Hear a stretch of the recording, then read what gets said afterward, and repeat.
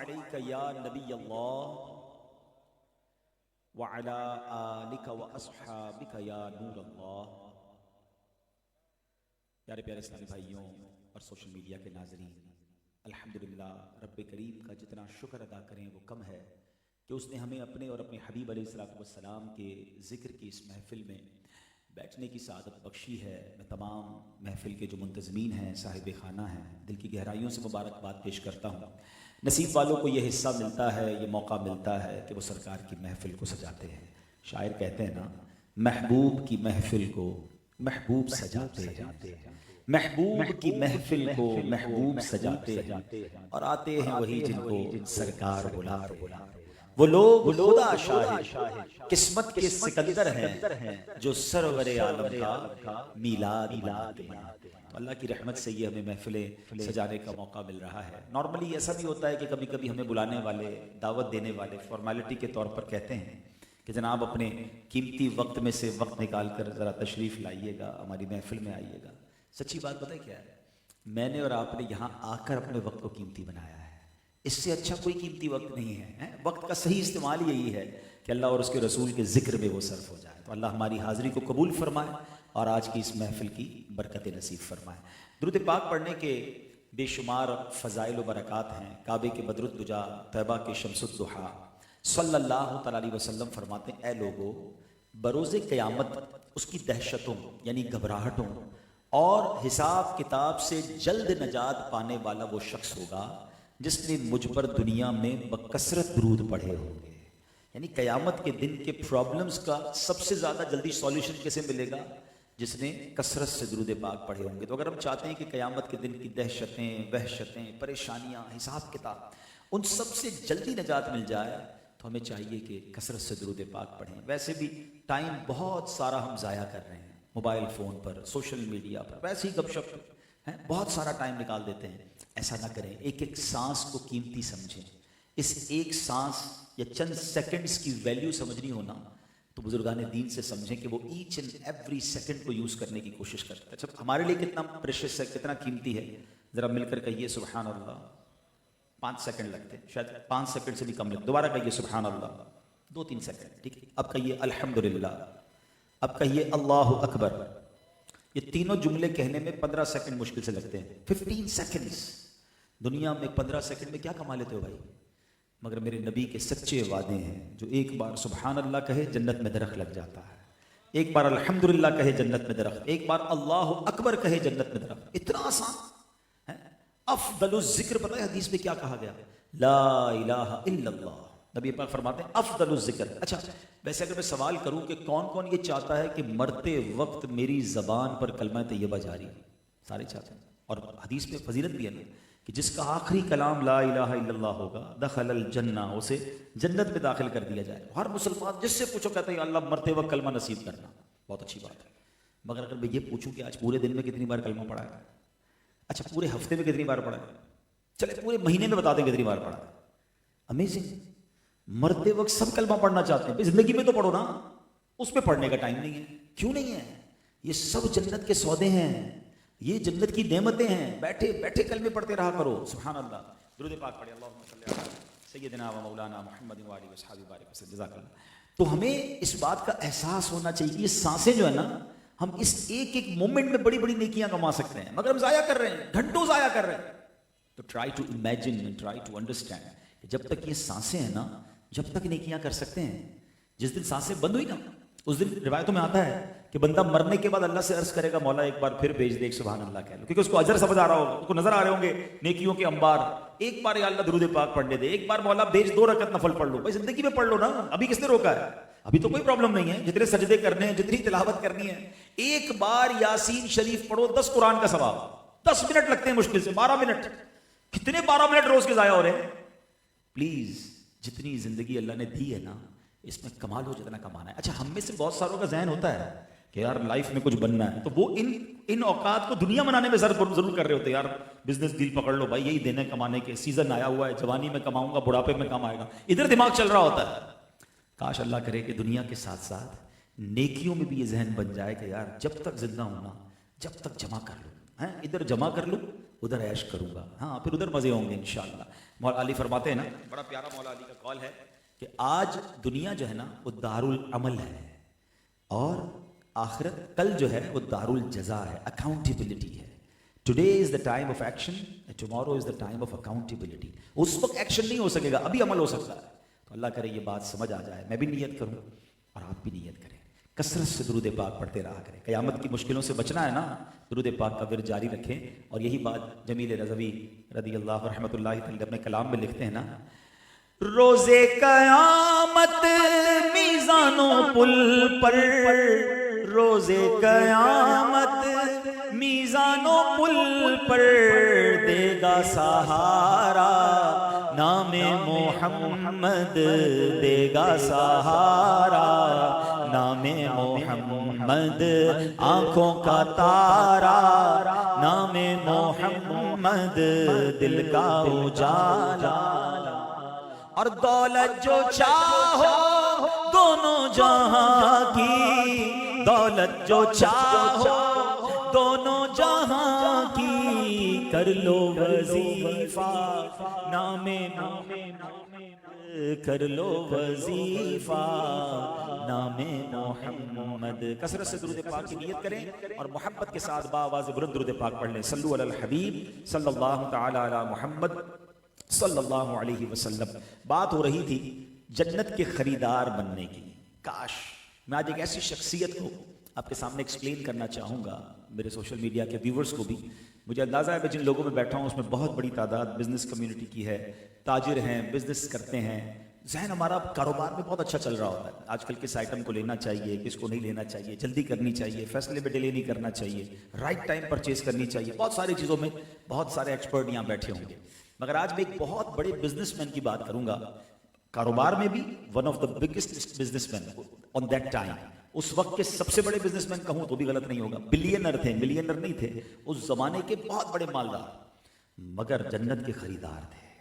ہاں مال بڑا تھا, مگر اس مال سے وہ دنیا کی بجائے جنت خریدا کرتے. ایک بار نہیں, دو بار نہیں, کئی بار. اللہ اکبر.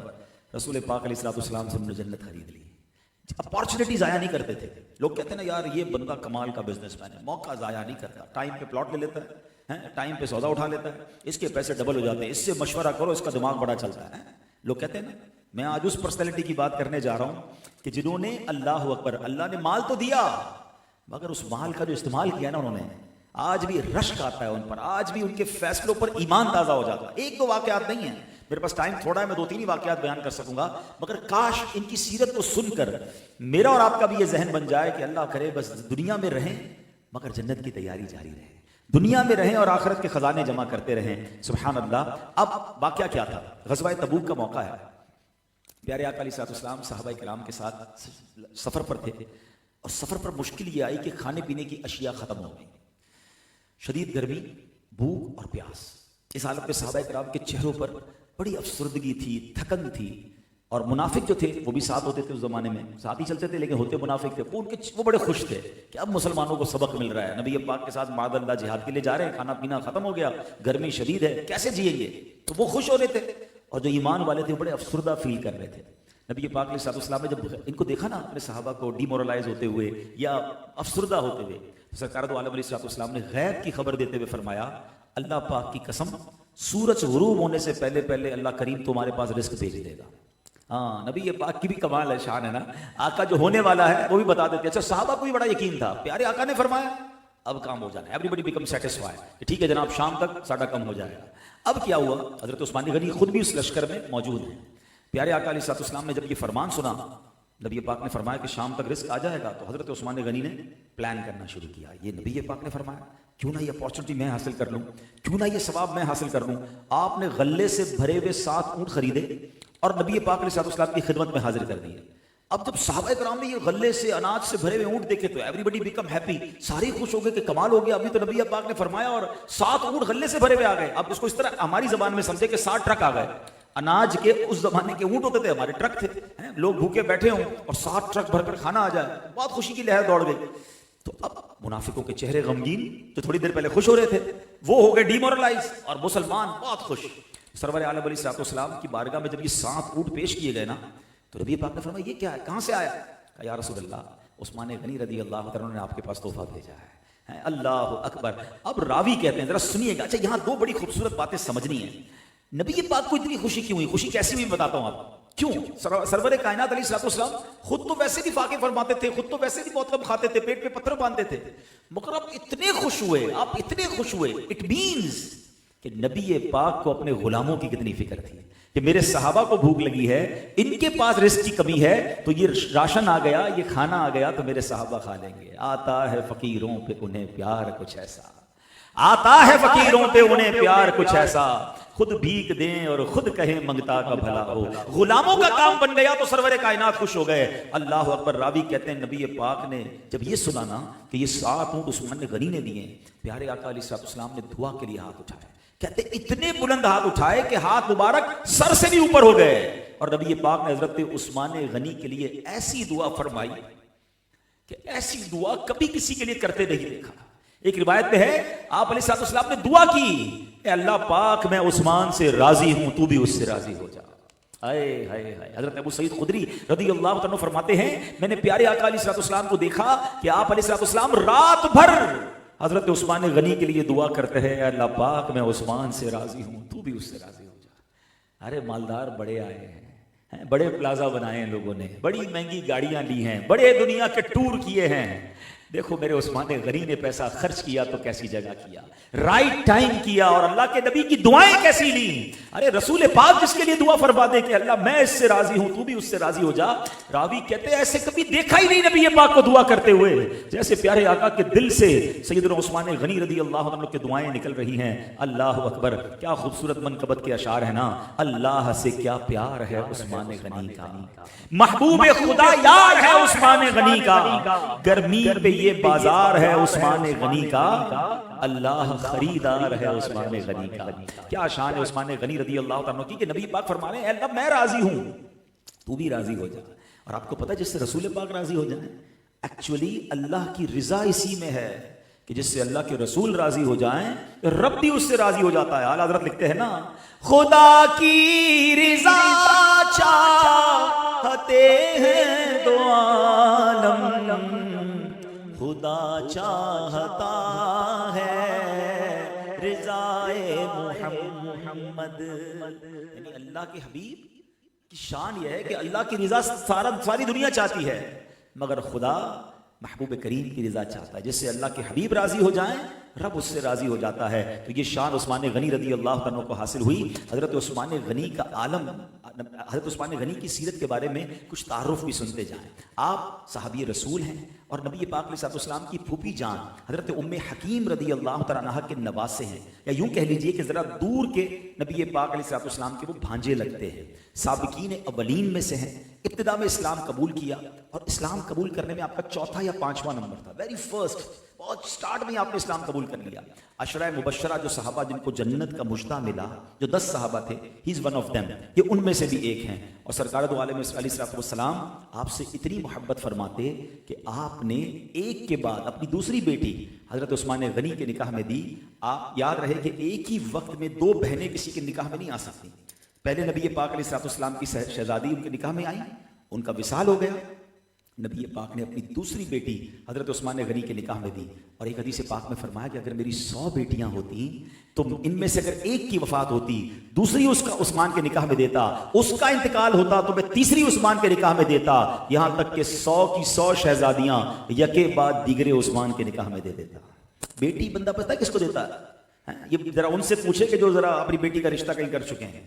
بیٹی دیتے وقت بندہ بہت زیادہ جناب کانشیس ہوتا ہے کہ یار میری پھول جیسی بیٹی میں کسی کے ہاتھ میں دے رہا ہوں, لیکن ایک بار دے دی پھر تو پتہ چل گیا نا کیسا ہے. بعض اوقات تو ایسا ہوتا ہے کہ شادی کرنے سے پہلے بڑے اچھے لوگ لگ رہے ہوتے ہیں, شادی کے بعد اصل رنگ نکلتا ہے. میں تو سمجھتا ہوں زندگی کا سب سے مشکل سودا ہے جو کرنے کے بعد ہی پتہ چلتا ہے. لڑکی کیسی, لڑکا کیسا, خاندان کیسا, سارے لوگ اتنے اچھے ملتے ہیں دعوت تک کے لگتا ہے جناب ان سے اچھا خاندان ہی کوئی نہیں ہے, اور چند دنوں بعد وہ پرپرزے نکلتے ہیں کہ بندہ حیران یار یہ لوگ ایسے تھے. اب یہ رزق ہر والد کو لینا پڑتا ہے. اللہ پاک سب بچے بچیوں کے نصیب اچھے کرے, جن کے رشتے ہونا باقی ہیں اللہ ان کو بھی خوشیاں عطا فرمائے. اور چلے بات چلی ہے تو میں نوجوانوں سے بھی کہتا ہوں, اللہ کرے مجھے میری مائیں بہنیں بھی سن رہی ہوں, بزرگ بھی سن رہے ہوں, دیکھیں اگر کسی کی بچی آپ کے گھر میں آئی ہے نا تو اب آ گئی ہے, وہ اپنا گھر چھوڑ کر آئی ہے, اس کو نبھائیں. اگر مزاج نہیں بھی ملتا تو اب رشتہ ہو گیا نا, ختم کرنے کا کبھی نہ سوچا کریں, کیونکہ لڑکے کی تو شاید پھر باری آ جاتی ہے, مگر وہ بچیاں جو گھر سے واپس جاتی ہیں نا, ان کی زندگی بہت مشکل ہو جاتی ہے. اب ان کے لیے دوسری شادی کرنا, اور خاص طور پہ اگر اولاد ہو جائے تو خدا کے واسطے آخر حد تک کوشش کریں کہ گھر نبھائیں. اس میں ہماری نوجوان بہنوں کا بھی مسئلہ ہے, بھائیوں کا بھی مسئلہ ہے. اتنے جناب جذباتی ہو گئے ہیں, اور شادی کے 4-6 مہینے, بلکہ میں چلے اپنی زندگی کا ایک تجربہ بھی نوجوان بیٹھے کام آئے گا. مجھے ایک صاحب آئے, بلکہ 3-4 ایسے واقعات میرے ساتھ ہوئے کہ ایک نوجوان لڑکا تھا, آیا, کہتا ہے حضرت بڑا مسئلہ ہے. کیا ہوا یار؟ جب شادی نہیں ہوئی تھی بڑا سکون میں تھا, شادی کر کے پھنس گیا ہوں. ماں کہتی بیوی خراب, بیوی کہتی ماں خراب, کام سے گھر جاتا ہوں روز لڑائی, میں تو ٹینشن میں آ گیا ہوں, شادی نہ کرتا تو اچھا تھا. اب میں چھوڑ, میری ماں کہتی طلاق دے دو, اب کیا کروں؟ میں نے اس کو پتہ کیا مشورہ دیا, میں نے کہا بیٹا 2-4 سال کی بات ہے, برداشت کر لے, یہ ہر گھر میں ہوتا ہے, تیرے ساتھ اکیلے نہیں ہو رہا ہے. 4-5 سال مشکل کے گزار لیے نا تو پھر تیری زندگی سیدھی ہو جانی ہے. ماں کو بھی پتہ چل جائے گا یہی میری بہو ہے, بہو کو بھی پتہ چل جائے گا یہی میری ساس ہے, تھوڑے دنوں بعد اللہ اولاد دے دے گا, بیوی اولاد پہ بزی ہو جائے گی, تو سب ٹھیک ہو جائے گا. 4-5 سال جھگڑے چلتے ہیں, سب کے گھر پہ چلتے ہیں. آپ ریشیو اٹھا کے دیکھ لیں, طلاقیں جتنی ہوتی ہیں نا وہ نارملی شروع کے 4-5 سال میں ہو جاتی ہے. جس نے 5 سال, یہ تو نہیں کہوں گا قید کے گزار لیے, لیکن 5 سال جس نے گزار لیے نا, پھر گاڑی چل پڑتی ہے. تو اتنی جلدی نہ کیا کرو فیصلوں میں, نہیں میرا نہیں چلے گا, نہیں بھائی میں نے فیصلہ کرنا ہے, پہلے ہی سال فیصلہ کرنا ہے. ایسا مت کرو, ساری زندگی کا روگ لگ جائے گا. لیکن اب میں آتا ہوں دوسری طرف کہ سیدنا عثمان غنی کی شان دیکھو. ایک بیٹی تھی, اس بیٹی کا وصال ہوا, دوسری بیٹی دینے کا مطلب سمجھ رہے ہو کہ نبی پاک کتنے خوش تھے, کتنا اعتماد تھا کہ داماد ہو تو ایسا. اتنا بیٹی کو سکھ دیا ہوگا کہ رسول پاک فرماتے ایک نہیں بلکہ 100 بیٹیاں ہوتی, ایک کے بعد ایک عثمان غنی کے نکاح میں دیتا. آپ شان دیکھیں. اچھا پھر کائنات میں, یہ بھی حضرت عثمان غنی کی ایکسکلوسیوٹی ہے کہ پوری کائنات میں حضرت عثمان غنی کے علاوہ دنیا میں کوئی نہیں ہے کہ جس کے نکاح میں کسی ایک نبی کی 2 بیٹیاں آئی ہوں. He is one and only in the world. یہ بھی یاد رہے, یہ شان ہے حضرت عثمان غنی کی. اچھا اب ایک اور کمال کی بات, چلیں اس پہ آپ کو ایک عقیدے کی بات بھی سیکھنے کو مل جائے گی. حضرت عثمان غنی کو کیا کہا جاتا ہے پتہ ہے نا؟ زور سے کہو نا, ذو النورین. کیا کہا جاتا ہے؟ ذو النورین. کیوں کہا جاتا ہے؟ 2 نور والا. What is the meaning of ذو النورین؟ 2 نور والا. اچھا مزے کی بات پتہ ہے کہ صرف پاکستان میں نہیں کہا جاتا, آپ کہیں بھی دنیا میں ٹریول کر جائیں, کسی مسلمان کو روکیں, پوچھیں ذو النورین کس کو کہتے ہیں, آپ کو 99% لوگ جواب دیں گے حضرت عثمان غنی. ٹھیک ہے, اب ذرا تسلی سے سنیے گا بات. تو جس نبی کی 2 بیٹیاں کسی کے نکاح میں چلی جائیں تو وہ ذو النورین, تو میرے نبی کے نور کا عالم کیا ہوگا؟ مسئلہ ہی ختم ہو گیا نا. جو سوال کرتے ہیں کہ بھئی کہاں سے نبی پاک کو نور کہتے ہو, نور والا آیا ہے. اچھا ذو النورین کہتے ہیں اور نور والا آیا, ان کو سمجھ نہیں آتا. اور بھائی وہ 2 بیٹیاں نور والی بنی جبکہ رسول پاک کی بیٹیاں ہیں.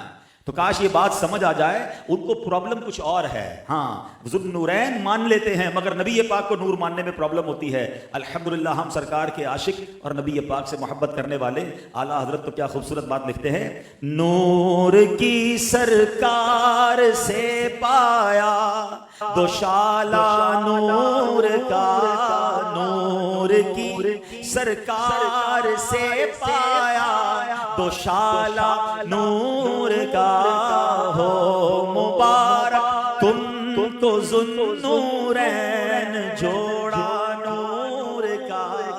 تو نبی پاک کی بیٹیاں ملی, ایسا نور کا جوڑا ملا کہ عثمان غنی ذو النورین کہلائے. اللہ اکبر. آؤ ایک اور واقعہ سناتا ہوں. کیا یقین کریں جو ان کا مائنڈ سیٹ تھا نا, جس کو کہتے ہیں کاروباری دماغ, کمال کا دماغ تھا, کمال کا ان کے ڈیسیشن ہوتے تھے, کمال کے فیصلے ہوتے تھے. ایک بار کیا ہوا, حضرت ابو موسیٰ اشعری رضی اللہ تعالیٰ فرماتے ہیں ایک دن میں رسول پاک علیہ السلام کے ساتھ مدینے کے باغوں میں سے ایک باغ میں تھا.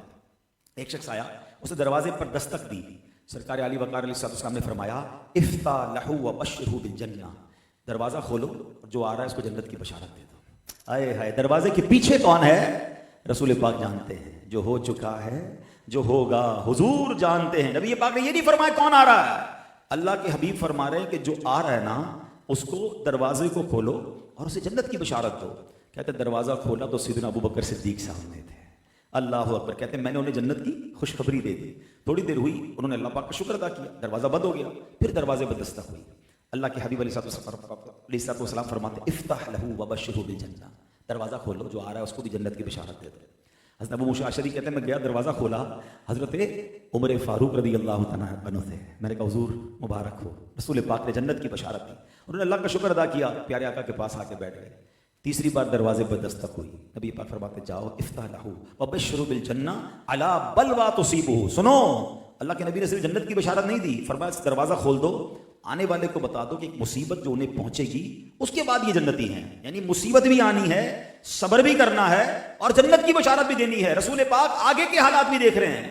کہتے دروازہ کھولا تو عثمان غنی رضی اللہ تعالیٰ عنہ موجود تھے. اللہ اکبر. کہتے میں نے انہیں جنت کی بشارت بھی دی اور یہ بتایا کہ ان قریب آپ پر امتحان آئے گا. حضرت عثمان غنی جنت کی خوشخبری سن کر خوش ہو گئے, اللہ کا شکر ادا کیا اور کہا اللہ المستعان, اللہ مددگار ہے. اللہ کی مدد ساتھ رہی تو مصیبت جو آنی ہے نا, جو امتحان آنا ہے, میں اس میں بھی کامیاب ہو جاؤں گا. اللہ اکبر. یہ حدیث کہاں ہے؟ چلے یہ بھی آج عقیدے کا مسئلہ اللہ کی رحمت سے موضوع چل رہا ہے اور مسائل بھی حل ہو رہے ہیں. یہ حدیث بخاری میں 6 جگہ موجود ہے. لوگ کہتے ہیں ریفرنس دو جناب, مجھے بتائیے نا کیسے نبی پاک فرما رہے تھے کہ دروازے پیچھے جو آ رہا ہے اس کو جنت کی بشارت دو. 2 کو جنت کی بشارت دے رہے ہیں, تیسرے کو فرما رہے جنت کی بشارت بھی دو. ایک امتحان آنا ہے, اس پر تم نے ثابت قدم رہنا ہے اور تم جنتی ہو. اللہ اکبر. یہ واضح حدیثیں بتا رہی ہیں کہ اللہ نے اپنے حبیب کو اپنی عطا سے علم غیب عطا فرمایا. نہ جانے کیوں لوگوں کو پرابلم ہے. ارے اعلیٰ حضرت نے تو مسئلہ ہی ختم کر دیا. آپ فرماتے ٹھیک ہے, تم سوال یہ کرتے ہو کہ رسول پاک کے پاس علم غیب تھا یا نہیں تھا.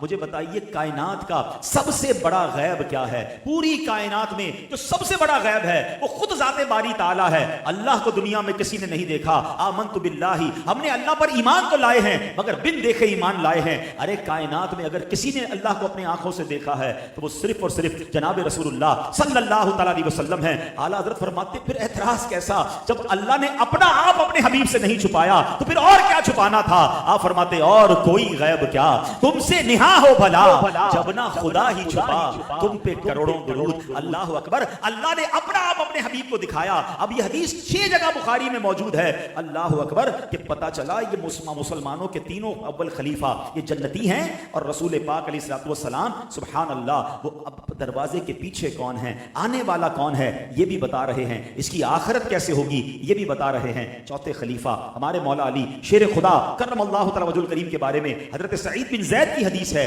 کہ میں نے نبی پاک علیہ الصلوۃ والسلام کو فرماتے سنا علی فی الجنہ, یعنی حضرت علی جنتی ہیں. اللہ اکبر. تو یہ ان صحابہ کا مقام ہے. اب حضرت عثمان غنی رضی اللہ تعالیٰ عنہ کیسی کیسی انہوں نے برکتیں حاصل کی. اب مسجد الحرام, مسجد نبوی شریف جو ہے, اور ایک مسجد حرام جہاں کعبہ ہے, ٹھیک ہے, کعبہ شریف کی جب مسجد کی توسیع کی جا رہی, ایکسپینشن کی ضرورت تھی, تو گھر خریدنا تھا. کعبے کے قریب ایک گھر تھا حرم کے ساتھ.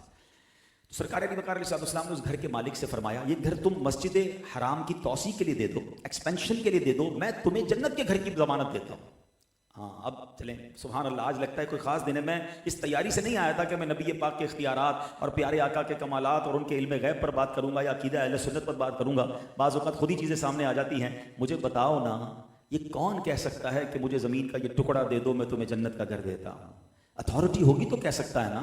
ہمیں تو یہ نہیں پتا ہم جنت میں جائیں گے نہیں جائیں گے. اٹ مینز کہ اللہ کے حبیب علیہ الصلوۃ والسلام کو اللہ نے جنت کی چابیاں عطا فرمائیں, جنت کی اختیارات عطا فرمائیں. آپ جسے چاہیں جنت عطا فرمائیں. پھر کیوں نام نات کا یہ شعر پڑھیں, جہاں بالی عطا کر دیں بھری جنت عطا کر دیں, نبی مختار کل ہیں جس کو جو چاہیں عطا کر دیں. اللہ اکبر. آقا فرماتے ہیں زمین مجھے دے دو, مسجد حرام کی توسیع کرنی ہے, میں اس کے بدلے تمہیں جنت کی گھر کی ضمانت دیتا ہوں. اس شخص کو ضمانت کی اہمیت ہی پتہ نہیں تھی, اس نے گھر دینے سے انکار کر دیا, اس نے یہ آفر ٹھکرا دی. اللہ اکبر. حضرت عثمان غنی کو پتہ چل گیا. جو میں سمجھانا چاہ رہا ہوں نا, ہمیں پتہ چلے وہ پلاٹ بک رہا ہے, پارٹی لگی ہوئی تھی, یا جلدی جاؤ اپن لے لیتے ہیں ورنہ وہ لے لے گا, ڈیل نکل جائے گی. عثمان غنی کو پتہ چل گیا کہ رسول پاک نے فرمایا اس کو یہ جگہ دے دو, گھر دو, میں جنت کے گھر کی ضمانت دیتا ہوں. آپ نے کیا کیا, آپ اس کے گھر کے پاس پہنچ گئے, اس مالک کے پاس, اسے مسلسل سمجھاتے رہے, اس کا ذہن بناتے رہے. آخرکار کہا بھائی پیسوں سے دے دو نا مجھے, کتنے میں دینا ہے؟ 10,000 دینار, 10,000 سونے کے سکوں پر وہ بندہ راضی ہوا کہ میں نے دینا ہے تو اتنے پیسوں میں دینا ہے. آپ نے وہ گھر خریدا اور نبی پاک کی بارگاہ میں حاضر ہوئے, پیمنٹ کر دی, اس کو جو مانگا وہ دے دیا. اللہ کے حبیب کی بارگاہ میں آئے صلی اللہ علیہ وسلم, کہتے حضور مجھے خبر ملی ہے کہ آپ نے ایک شخص کو آفر کی تھی کہ وہ گھر اگر مسجد حرام کی ایکسپینشن کے لیے اس کی توسیع کے لیے دے, آپ نے جنتی گھر کی ضمانت دی ہے. حضور نے فرمایا ہاں میں نے کہا تھا. حضور اب یہ گھر میری ملک ہو گیا ہے, کیا میرے لیے بھی یہ ضمانت ہے, کیا مجھے بھی جنت پہ گھر ملے گا؟ نبی پاک فرماتے ہیں کہ ہاں تمہارے لیے بھی ضمانت ہے. کہتے حضور یہ گھر اب میں اللہ کے لیے وقف کرتا ہوں. اے مسجد الحرام میں جا کے طواف کرنے والوں، اے صفا مروہ کی صحیح کرنے والوں، اس مسجد الحرام کی توسیع میں بھی عثمان غنی رضی اللہ عنہ کی انویسٹمنٹ موجود ہے، ان کی سخاوت موجود ہے، ان کا جنت کا سودا موجود ہے۔ اللہ اکبر۔ اچھا سنو، صرف مسجد حرام میں نہیں، مسجد نبوی میں ایک بار، سبحان اللہ، مسجد نبوی شریف میں جانے کی سب کو تمنا ہے نا، اب اس میں بھی توسیع کرنی تھی، اس میں بھی ایکسپینشن کرنی تھی۔ اب کیا ہوا، ایک زمین کا ٹکڑا تھا، نبی پاک علیہ الصلوۃ والسلام نے یہ پلاٹ مسجد میں کوئی شامل کر دے، جنت کی خوشخبری سنائی۔ عثمان غنی رضی اللہ عنہ کو پھر آفر پتہ چل گئی، فوراً پہنچے اس مالک کے پاس، کا قیمت بولو کیا کہتے ہو؟ آپ نے اماؤنٹ پے کی، وہ جگہ خریدی، نبی پاک کو پیش کی، مسجد نبوی میں پلاٹ شامل کیا، اس کے بدلے جنت میں پلاٹ لے لیا۔ مجھے بتا، اچھا ایک اور بات سوچنے والی ہے، حضرت عثمان غنی کو تو پہلے ہی بشارت مل گئی، یہ تو تیسرا واقعہ سنا رہا ہوں نا میں، ابھی اور بھی ہیں۔ بھائی ایک بار جنت مل گئی تو بار بار خریدنے کی کیا ضرورت ہے؟ ہم جیسا آدمی تو کہا ٹھیک ہے گارنٹی مل گئی، اب باقی پیسے اپنے پلاٹ لو، جنت کا پلاٹ۔ یہ سمجھ آ گئی تھی انہیں صبر ہی نہیں آتا تھا کہ اور درجے بلند کرنے ہیں، اور نیکیاں کمانی ہیں، اور ثواب کمانا ہے۔ ہم تو جناب تھوڑی سی عبادت کر لیں کہ بھائی بہت پڑھ لیا یار، قرآن کا ایک پارہ آج پڑھ لیا، 100 درود پاک پڑھ لیا، لگتا ہے جنت کا ٹکٹ ہی مل گیا۔ وہ اللہ کے بندے اور پڑھ لو نا، تمہیں کام آئے گا۔ صدقہ دے دیا، زکات دے دی، اس کے بعد کہتے ہیں 2.5% دے تو دیا، اگلی رمضان میں دوں گا اب میں۔ اگر بیچ میں اللہ نے، اب سوچیں ہم نارملی اللہ کی راہ میں بھی نا بڑا کیلکولیٹڈ خرچ کرتے ہیں، بھائی زکات ہو گئی پوری، اب بھلے اچھا کام بھی آ گیا، کوئی غریب بھی آ گیا، کوئی رشتہ دار بھی آ گیا، کوئی بڑی نیکی سامنے ہے، یار میری زکات پوری ہو گئی ہے۔ ایک بات بتاؤ، اللہ نے گن گن کر دیا ہے، تیرا مہینے کا 1,00,000 روپے خرچہ، تجھے 1,00,000 ملے گا، 1,00,001 روپیہ نہیں ملے گا۔ تیرا 50,000 خرچہ، تجھے 50,000 ملے گا، 1 روپیہ اوپر نہیں ملے گا۔ ایسا دیا اللہ نے؟ وہ دینے کا دروازہ اس نے بند نہیں کیا، میں بانٹنے کا دروازہ کیوں بند کر رہا ہوں؟ روایتوں میں آتا ہے، اے ابن آدم گن گن کر خرچ نہ کرو، ورنہ وہ رب کریم بھی تمہیں گن گن کر عطا فرمائے گا۔ ہاں، خرچ کا دروازہ کھلا رکھنا۔ اللہ جب دیے جا رہا ہے نا تو اچھے کاموں میں خرچ کرتے رہا کرو، نیکیاں کمانے کا ذہن رکھا کرو۔ ایک روایت میں ہے کہ مدینہ پاک میں بنو نجار کا ایک کھجوروں کا باغ تھا، سرکار دو عالم علیہ الصلوۃ والسلام نے فرمایا کون ہے جو اس باغ کو خرید کر مسجد بنا دے؟ اللہ اکبر۔ پھر عثمان غنی رضی اللہ تعالیٰ پہل کرتے ہیں، وہ باغ خریدتے ہیں، مسجد بناتے ہیں۔ نبی پاک علیہ الصلوۃ والسلام نے عثمان غنی رضی اللہ تعالیٰ سے جنتی باغ کا وعدہ فرما لیا۔ کہیں باغ خرید رہے ہیں، کہیں گھر خرید رہے ہیں، کہیں پلاٹ خرید رہے ہیں۔ اللہ اکبر، سبحان اللہ۔ پتہ چلا کہ مسجدیں بنانا یہ سنت رسول، یہ سنت صحابہ، یہ سنت انبیاء ہے۔ مبارک ہو ان لوگوں کو جو اللہ کے گھر بنانے میں حصہ ملاتے ہیں۔ صدقہ جاریہ والے کام کرتے رہا کرو۔ حضرت عثمان غنی آج اپنے مزار میں ہیں، مگر قیامت تک مسجد الحرام میں جو نیکیاں ہوں گی، مسجد نبوی میں جو نیکیاں ہوں گی، جو انہوں نے بیر روما اس زمانے میں مسلمانوں کے لیے جو کنواں وقف کیا تھا، ارے اس کا پانی جب تک پیا جاتا رہے گا، درختوں کو دیا جاتا رہے گا، آپ اس ثواب کو حاصل کرتے رہیں گے، ان کے نامہ اعمال کا وہ میٹر جاری رہے گا۔ اللہ کرے کہ اس عظیم ہستی کی ان باتوں سے ہمیں یہ سبق ملے، ہم یہ سیکھیں۔ میں یہ نہیں کہتا کہ جناب اپنے گھر والوں پر خرچ نہ کریں، سارا اللہ کی راہ میں خرچ کر دیں۔ اللہ کی بارگاہ میں دل دیکھا جاتا ہے، اماؤنٹ نہیں دیکھی جاتی۔ بعض اوقات کسی کا کھجور جو ہے نا کسی کے باغ سے آگے بڑھ جاتا ہے، اور یہ حدیث پاک بھی ہے، اس کا مضمون ہے 1,00,000 سے بڑھ گیا۔ صحابی نے عرض کی حضور 1,00,000 سے کیسے بڑھ سکتا ہے؟ فرمایا ایک شخص آیا جس کے پاس لاکھوں تھے، اس نے لاکھوں میں سے 1,00,000 اللہ کی راہ میں دیا، ایک آیا اس کے پاس 2 ہی تھے، اس میں سے 1 اللہ کی راہ میں خرچ کر دیا۔ 50% ہو گیا نا۔ 2 روپے والا اگر 1 روپیہ دے دے اللہ کی راہ میں، اس نے تو اپنا 50% دے دیا۔ کروڑ پتی لاکھ دے تو اس کا 1% بھی نہ ہوا، تو پتہ چلا وہاں دل دیکھا جاتا ہے۔ تو بہرحال میرے پیارے اسلامی بھائیوں، مصیبتوں سے بچنا ہے، بیماریوں سے بچنا ہے، بلاؤں سے بچنا ہے، کیونکہ صدقہ بلاؤں کو ٹالتا ہے، صدقہ بیماریوں کو دور کرتا ہے، صدقہ بری موت سے بچاتا ہے۔ روایتوں میں آتا ہے قیامت کے دن بندہ اپنے صدقے کے سائے میں ہوگا۔ اللہ اکبر، فرمایا بلا اترتی ہے، اور جب بندہ صدقہ دیتا ہے نا، صدقہ اس بلا کو روک لیتا ہے، اس بلا سے لڑائی لڑتا ہے اور بندے تک نہیں پہنچنے دیتا۔ اب بتائیے، لوگ کہتے ہیں یار مولانا صاحب تو بیان میں کہا کرتے ہیں 1 2 تو 10 ملے گا، 100 روپے کل مسجد میں دیے ابھی تک 1000 روپے تو آئے نہیں، غریب رشتہ دار کو 1000 دیے ابھی تک تو 10,000 آئے نہیں، کیا یار ملٹیپلائی بائی 10 تو ہوتا نہیں ہے۔ اللہ اکبر، میں آپ سے پوچھتا ہوں، آپ نے 1000 روپے دیے، آپ کو 10,000 مل جائیں، یہ اچھا ہے، یا اللہ نہ کرے آپ کا یا آپ کے کسی گھر والے کا ایکسیڈنٹ ہونا تھا، اللہ نے اس بلا کو صدقے کی وجہ سے ٹال دیا، آپ کی ٹانگ ٹوٹنے والی تھی، آپ کی دکان میں آگ لگنے والی تھی، رب نے اس صدقے کی برکت سے، اس صدقے کی برکت سے وہ بلا ٹال دی۔ ارے میں اور آپ جو خیریت سے جی رہے ہیں نا، بڑی بیماریوں سے بچے ہوئے ہیں، اللہ نے خوشحال زندگی دی ہے، بڑے مسائل نہیں ہیں۔ جاؤ کبھی ہاسپٹل میں، میں کل جناح ہاسپٹل رات گیا تھا ایمرجنسی وارڈ میں، یقین کریں میں بجھ سا گیا جو میں نے وہاں لوگوں کا حال دیکھا، جو بیماری کا حال دیکھا، عجیب عجیب بیماریاں، عجیب عجیب پرابلم ہیں، 17-18 سال کے نوجوان بھی بستر پر پڑے ہیں۔ بندہ کہے میں ساری زندگی اسی بات کا شکر ادا کروں کہ یا اللہ تو نے مجھے بڑی بیماریوں سے بچایا، آج میں ہاسپٹل کے بستر پر نہیں سویا, آج میں اپنے گھر کے بستر پر سو رہا ہوں. آج میں اپنی مرضی سے واش روم گیا ہوں, مجھے کوئی نالی نہیں لگائی گئی ہے. آج میں اپنی مرضی سے کھا پی رہا ہوں, مجھے ڈرپ کے ذریعے نہیں کھلایا جا رہا ہے. ارے صرف انہی نعمتوں کو دیکھ لو تو پھر ناشکری ختم ہو جائے گی. مجھے اور آپ کو رب نے بہت دیا ہے, اللہ نے مجھے آپ کو بہت نوازا ہے. خدارا شکر والی زبان لاؤ, ناشکری سے باہر آ جائیں اور صدقہ خیرات کرتے رہیں. ویسے بھی یہ جو دور ہے نا, یہ بڑا مشکل دور ہے, لوگ واقعی بڑی مشکل میں ہیں. اچھا ہر بندہ مانگتا بھی نہیں ہے. نارملی جو سفید پوش ہوتا ہے, ضرورت مند ہوتا ہے, کیونکہ ساری زندگی تو اس نے خود صدقہ کیا تھا, ساری زندگی تو اس نے خود اللہ کی راہ میں دیا تھا,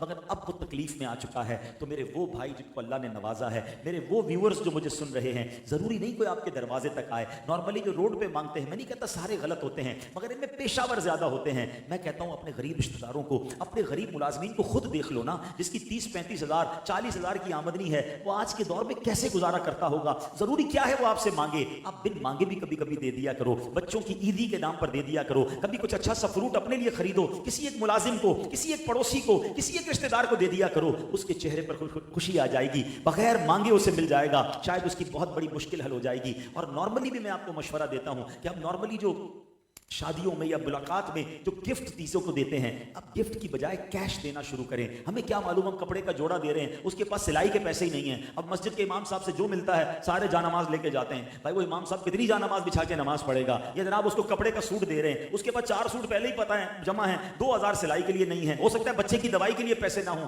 آپ سب سے بیسٹ تحفہ اگر کسی کو دینا چاہتے ہیں تو ان طرح گفٹ چیزوں کی بجائے آپ کیش اتنی رقم دے دیں جو آپ اس کو دینا چاہتے ہیں, تاکہ اس بیچارے کا کوئی بھلا ہو جائے, کسی کی خواہش پوری ہو جائے, کسی کی مصیبت دور ہو جائے. اللہ نے دیا ہے تو بانٹتے رہو. اور ایک بات یاد رکھنا, تم بانٹنے کا دروازہ کھلا رکھو, وہاں سے دینے کا دروازہ اور بڑا ہو جائے گا. وہ تمہارے رزق میں اور برکت ڈال دے گا. نہ جانے کس کی دعا سے تمہارا بیڑا پار ہو جائے گا. دس از دا ٹائم فار ہیلپ. آج وقت ہے, لوگ واقعی پریشان ہیں, اپنے بجٹ کا حصہ ملائیں. بالخصوص میں ان سے بات کر رہا ہوں جن کے گھر میں خرچہ پورا ہونے کے بعد بھی پیسے بچ جاتے ہیں, جن کی جناب بچوں کی فیس اور بچوں اور گھر والوں کا کھانا کپڑے لینے کے بعد بھی اللہ نے زیادہ دیا ہے. تم سے بڑا اس وقت خوش نصیب کوئی نہیں ہے کہ پہلی تاریخ سے پہلے تمہیں کوئی ٹینشن نہیں. پوچھو ان سے جو بیچارے تنخواہ والے ہیں, 15-20 تاریخ کے بعد ہر بار پیسہ پرس سے نکال کے گنتا ہے. بچے کو دوں گا تو بیوی کو کیا دوں گا, بیوی کو دوں گا تو پیٹرول کیسے ڈالوں گا, دوائی کہتا ہے اگلے ہفتے لے لوں گا. خود میڈیکل اسٹور پہ میں نے دیکھا ہے, لوگ آتے ہیں دوائی کی پرچی دیتے ہیں, جب وہ دوائی نکال کر بل دیتا ہے تو پھر کہتے ہیں یہ 2 دوائیں یہ کم کر دو, ذرا 4 ٹیبلٹ یہ کم کر دو. بندہ سوچتا ہے یار بیمار بھی ہے,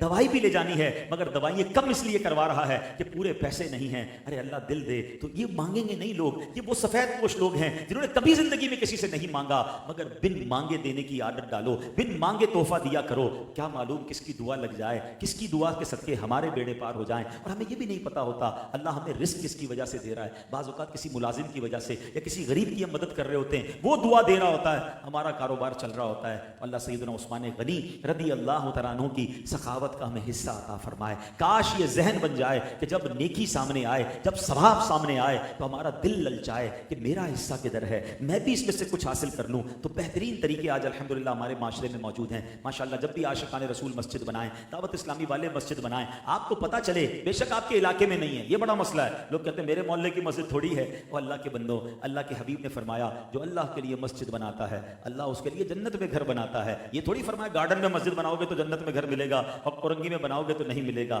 جدھر مسجد بنے اللہ نے موقع دیا, حصہ ڈالو. کنواں بن رہا ہے, پانی کا حساب ہو رہا ہے, تھوڑا اس میں حصہ ڈال دو. کوئی غریب آیا, بے شک تھوڑی بہت مدد کرو. کیا پتا میرے اس تھوڑے حصے سے میری بڑی مصیبتیں دور ہو جائیں. اللہ کرے دل میں اتر جائے میری بات. سیدنا عثمان غنی کی سیرت اتنی موٹیویشن دیتی ہے, ایسا جذبہ دیتی ہے, اللہ اس کا صدقہ عطا کر دے اور نیکیوں کا شوق عطا کر دے. دعوت اسلامی کے پیارے ماحول میں اسی طرح نیکیاں کمانے کا, نیکیوں کو حاصل کرنے کا ذہن الحمدللہ ہمیں ملتا ہے. مزید ایسے بیانات سننے کے لیے آپ مدنی چینل دیکھتے رہیں تو انشاءاللہ مزید ایسے بیانات سنیں گے اور انشاءاللہ سیکھنے کا موقع ملے گا. مدنی قافلوں میں سفر کریں, دعوت اسلامی کے ہفتہ وار اجتماع میں شرکت کریں. آخر میں صاحب خانہ اور منتظمین کا شکریہ ادا کروں گا جنہوں نے آج مجھے دعوت دی اور بیان کرنے کا موقع دیا. اللہ کریم آج بیان میں جو اچھی باتیں ہوئیں اسے یاد رکھنے, عمل کرنے کی توفیق عطا فرمائے, اور اگر کوئی غلطی ہوئی تو رب کریم اپنے کرم سے مجھے معاف فرمائے. آمین بجاہ النبی الامین صلی اللہ تعالی علیہ وسلم. دوران بیان بہت ہی خوبصورت دونوں نعت خواں, دونوں میرے بڑے